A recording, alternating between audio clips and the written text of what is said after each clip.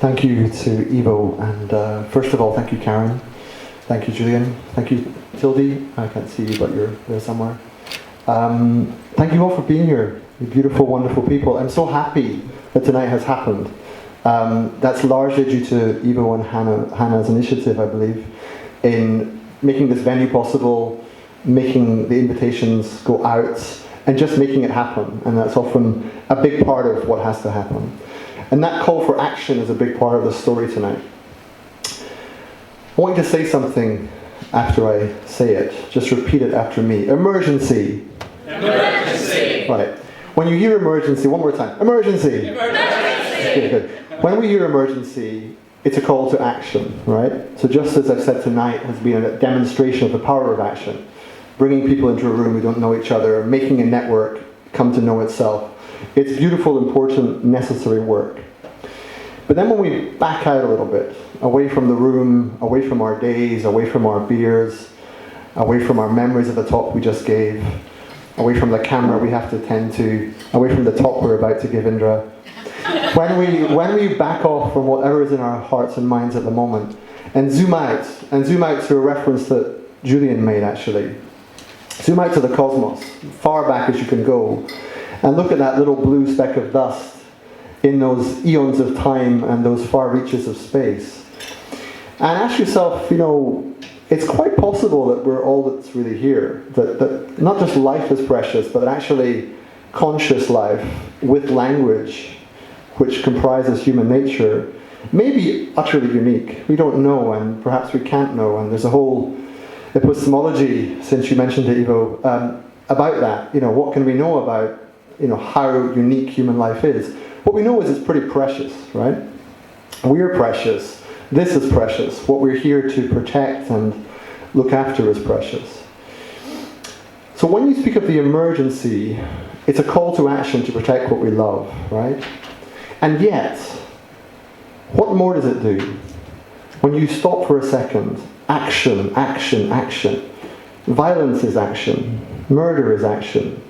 All sorts of horrendous things are forms of action. Action by itself, emergency by itself, is conceptually mute on what that action has to be, what character it has to have, what scale it has to have, who is involved, who is doing it.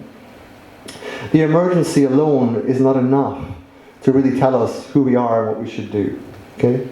It mobilizes sentiment. It galvanizes connections and possibilities. It is essential, necessary, even beautiful, but it's far from being enough. To actually get beyond emergency, we need another word, and I want you to say this after me. Crisis. Crisis. Crisis. Crisis. Okay, the crisis has many different etymological roots, but one of them is about a kind of turning point. Crisis is the term we use to make sense of that moment where if you don't act with discernment, the patient will die. So it's got an implicit notion of kind of bifurcation. That if you go one way, you keep going on the tightrope. You go the other way and you fall off. Crisis captures that notion. But let's look a little deeper into the crisis for a second. In groups like these, and I'm going to mischaracterize you by saying you're a broadly progressive crowd. And progressive I just mean a sense of thinking the world might be somewhat better than it is today. Thinking it's possible. Thinking it's possible that we might be able to do better. That some notion of progress, whether in our own hearts and mind or at a societal level, is possible. When you look at it like that, the crisis speaks to this issue of we need to act with intentionality. We need to act with discernment, right? But notice already in my language, what's the word that I'm using casually, as if it applied the same way to everyone? It's right at the beginning of the sentence. What's the word? We. Say it again. We. It's problematic. Highly, deeply problematic. There is no effing such thing, really, as we. And that's at the heart of the crisis. The we that's in this room is not the we that's in the Shell offices not far from here. The we that's in this room is not the same as 10 Downing Street we. The we that's here is not necessarily the same as the West African we, or the Australia trying to recover from fires we. We is always plural. It's always an injunction in disguise. When you say we, you're trying to invoke some kind of solidarity, some kind of commonality of purpose. And it has a function. It's not wrong to use we. We shouldn't have to apologize. Nor should we have to parse every single thought and say, when I say we, I mean la la la. No, that would be tedious.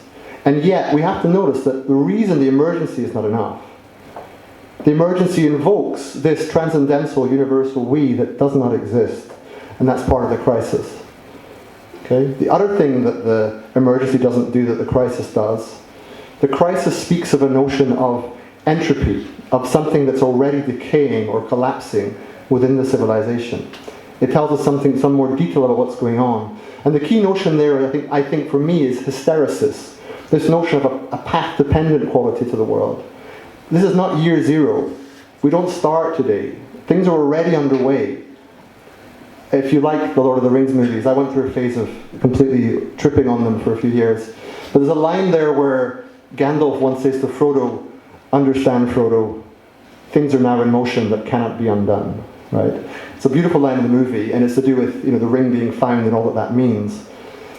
But in this world, it means things like there are already contracts to build fossil fuel infrastructure to extract oil and gas. Regardless of whether you think that you're going to stop that in a few years' time, it's already happened. The commitment's already made. There are already supply chains set up. There are already schools being built. There are already things underway that cannot be undone. So the crisis gets at the notion that A, there's no clear sense of we, and B, there's no clear sense of the fact that we're not starting now, that things are already underway. We join the world as we find it, in motion, full of its complexity. Right? And that's the notion we have to sort of sit with. One more thing to just sort of nail this point. Emergency speaks of action writ large. It calls us to act. But it doesn't give us that sense of detail and specificity that is very useful. Now, on this note, the reason we come to meta-crisis, and I'll come to that in a minute, I might even make you say it, but we'll come to that in a minute.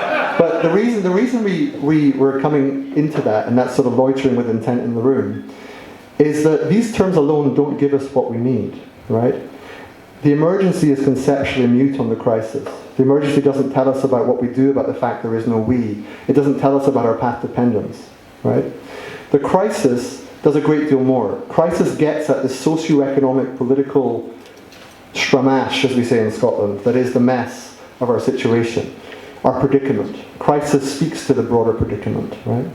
So why invoke this abstract, wonky term, meta-crisis, right? Quick show of hands, who likes the term meta-crisis? That's a solid minority, I would say. It's the kind of thing that might win your general election. But it's not quite enough for what we need tonight. So there is a reason we go meta. It's not gratuitous. First of all, meta, you need to make friends with meta. Meta is absolutely everywhere. Okay, meta is your favorite Seinfeld episode. Meta is House of Cards looking at the screen and breaking the fourth wall. Meta is what happens to apples and oranges when you start talking about fruit. Meta is not this exotic, abstract philosophical notion. It's the notion of going beyond any given set and abstracting in the right way, either sort of beyond and above in some sense, to a greater order, a bigger context, or it's maybe some kind of self-reference, telling the story of the relationship and the things that are going on. So I have two choices now in the conversation. I could go somewhat more analytical and give you three kinds of meta-crisis, or I can just bypass that and go straight to the pickle. Hands up for analytical dissection of meta-crisis. 1, 2, 3. Okay, not bad. Okay, who wants the pickle? Okay, right. Well, it's pretty close actually. Okay, I'll give you both quickly. Okay, right. So meta-crisis is like this. I've thought about this a fair bit. So if you want to think of us, there's three different kinds of meta-crisis broadly, I think. There's actually many different subsets. You can give a whole list and give like hundreds of them.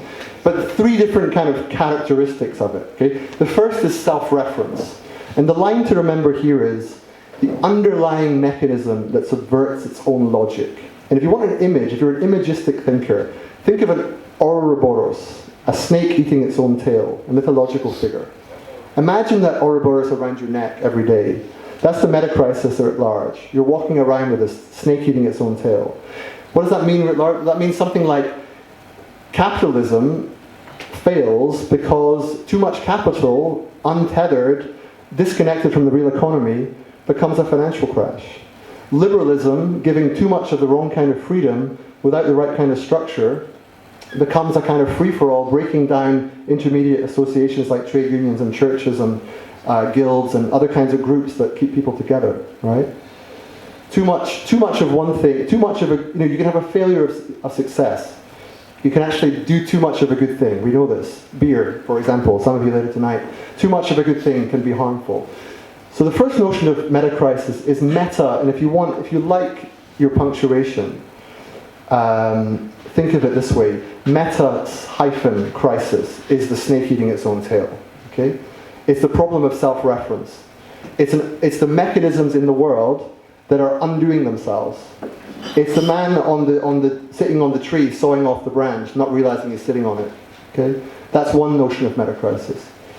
The second has already been alluded to a little bit by Julian, and it's the notion that it's really the whole shebang. It's the whole watermelon. It's everything together. Meta-crisis is there because everything is connected, embarrassingly interconnected. Everything is embarrassingly interconnected. Why embarrassing? Because we sort of like to think we understand what that means. But the problem is, I think it's Donna Haraway said, if I've got it right, is that everything is connected to something, but nothing is connected to everything, right? And that's quite important to get your head around. Because when people say, oh, everything's connected, it's kind of trippy. It's a bit like, getting high on something. It's like, oh my God, everything's just connected. Well, it's sort of true, but when it comes to our daily life, it's not the whole truth. Some things are more connected than others, right? So the second notion of meta-crisis is that everything is in some sense connected, but the reason it's a crisis is the nature of those connections is not clear. They're mediated by power relations, mediated by money, mediated by psychology, by nationality, by culture. It's complex, to put it mildly, right? Second notion of meta-crisis. I don't quite have an image for that one yet. I'd like to have the equivalent of the Ouroboros for that second notion of meta-crisis. But you can think of it as like everything, right? Everything and how it's all connected. The third notion in some ways is the most interesting, I think. It's meta-crisis without any hyphenation, two separate words, right? That means what it looks like. Meta-crisis, the crisis in the meta as adjective. What kind of a crisis is that? It's a failure of knowledge, failure of understanding. It's a failure, to be precise, of epistemic agility.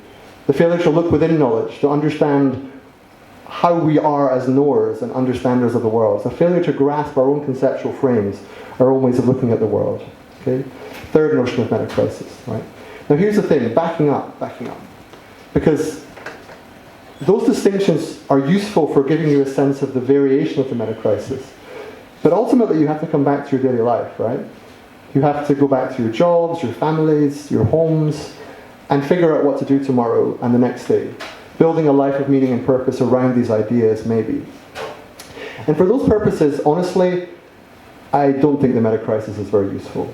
It's the kind of, there's a lovely, if somewhat unfair comment of some people, they once said it of, well, I won't say who, but someone who maybe doesn't look all that great, they say he has the kind of face that only a mother could love. Right? It's kind of harsh, but there's something in that. And similarly with the meta-crisis, it's the kind of concept that only a philosopher could love. It's not really going to, language has to be psychoactive. Language are the tools we're going to use to deal with the problems we face, right? And if that's the case, meta-crisis is not going to cut it. It's not going to open doors for you. It's not going to charm people. It's not going to persuade people. So by all means understand it as an analytical tool, but then a bit like the Buddha crossing the water in the story, let it go. I think the meta-crisis has its place as a term of insight, but not as a term of persuasion. Which is why I come to the pickle. Say it after me. Pickle. Pickle. Right. For me, the pickle is a good way to understand the combination of the emergency, the crisis, and the meta-crisis. We're in a bit of a pickle.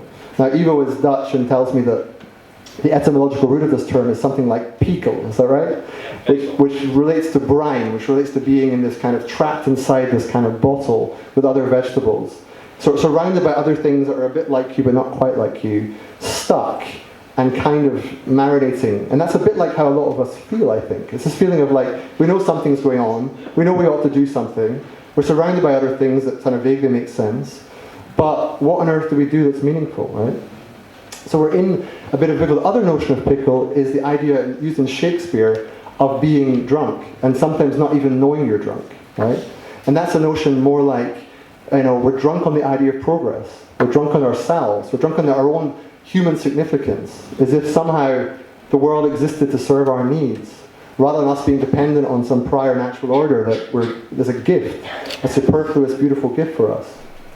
Okay, so we're in a bit of a pickle. I think the language of pickle is a better place to start talking about the full complexity of our predicament. It includes the emergency, it includes the crisis, it includes all the different kinds of meta-crisis. And it's a bit more accessible, right? So we're in a pickle. What do we do about the pickle? I won't take long. The quick answer is that I think we have to become the change we want to see in the world. Become.